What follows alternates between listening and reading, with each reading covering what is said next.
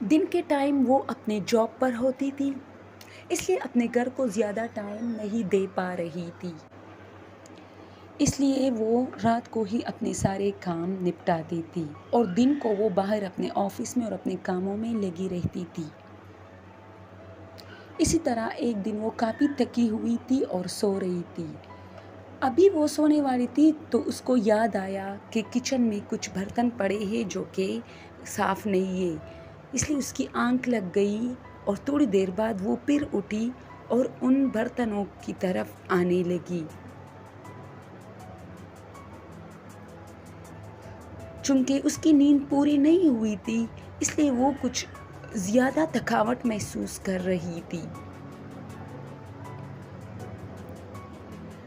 وہ اٹھی اور کچن کی طرف آنے لگی۔ اسے یہ احساس نہیں تھا کہ ٹائم کیا ہے، کیونکہ ابھی بس 10-15 منٹ صرف وہ سوئی تھی، اس لیے اتنی دیر نہیں ہوئی تھی۔ وہ اپنے برآمدے سے ہو کے اپنے کچن میں انٹر ہو رہی تھی۔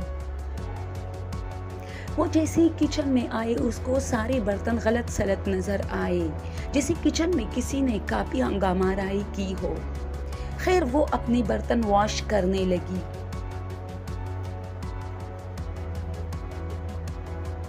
ابھی وہ اپنے برتن دھو رہی تھی کہ اسے ایسے لگا جیسے کچن کی کھڑکی سے کوئی اسے دیکھ رہا ہے۔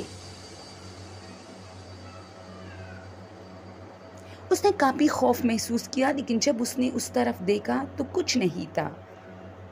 ایک بار پھر اسے فیل ہوا کہ اس کے پیچھے کوئی کھڑا ہے اور اسے دیکھ رہا ہے۔ اس بار وہ کافی ڈری، کیونکہ اس نے پیچھے نہیں دیکھا۔ اسے یقین تھا کہ کوئی واقعی اسے بہت زیادہ گھور رہا ہے۔ اس بار وہ کافی خوفزدہ تھی اور اسے یہ احساس ہو رہا تھا کہ اس نے کچن میں آ کے بہت بڑی غلطی کی ہے۔ وہ پھر اپنے برتن دھونے میں مصروف ہو گئی۔ ایک بار اسے پھر فیل ہوا کہ کوئی اسے دیکھ رہا ہے، تو اس لیے اس نے ٹارچ اٹھایا اور کچن کے باہر آئی۔ اس نے ادھر ادھر دیکھا لیکن وہاں کوئی نہیں تھا۔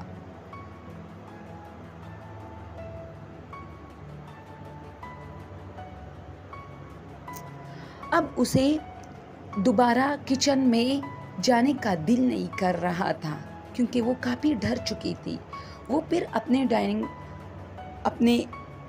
برآمدے سے ہو کے اپنے کمرے میں آئی۔ تیز تیز قدموں سے وہ جیسے ہی کمرے میں انٹر ہوئی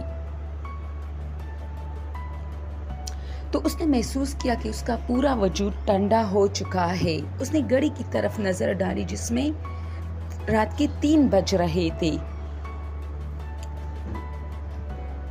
وہ حیران تھی کیونکہ جب وہ جا رہی تھی تو صرف 9 بج رہے تھے، لیکن اب وہ 3 بج رہے ہیں۔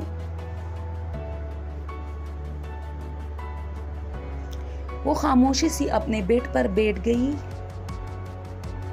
اور کچھ سوچنے لگی کہ شاید یا تو اسے غلط فہمی ہوئی ہے اور وہ کافی ڈر گئی ہے۔